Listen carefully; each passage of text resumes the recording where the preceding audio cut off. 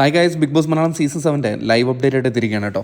ലൈവിൽ ഇപ്പോൾ മോർണിംഗിൽ തന്നെ നമ്മുടെ അനുമോള് സൂര്യ നമസ്കാരമൊക്കെ ചെയ്തിട്ട് വളരെ സാഡായിട്ട് തന്നെയാണ് ഇരിക്കുന്നത്.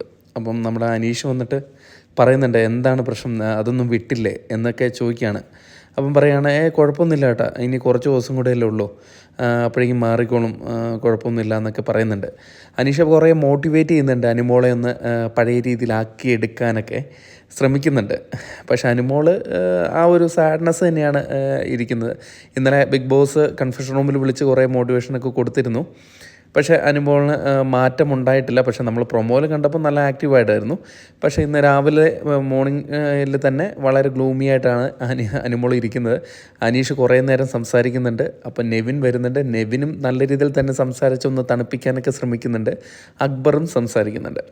അപ്പം ഈ പാട്ട ഗേൾസ് വേർപിരിഞ്ഞതിന് ശേഷമാണ് ഈ പ്രശ്നം. അപ്പോൾ നൂറയ്ക്കും ആദിലേക്കും അനുമോളോട് സംസാരിക്കണമെന്നുണ്ട്. പക്ഷേ എന്തോ ഒരു സ്റ്റാർട്ടിങ് ട്രബിളാണെന്ന് തോന്നുന്നു.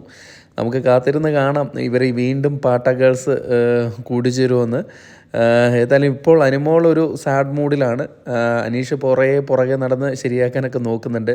ഇത് അനീഷിന് പറ്റിയ പണിയല്ല ഇത്.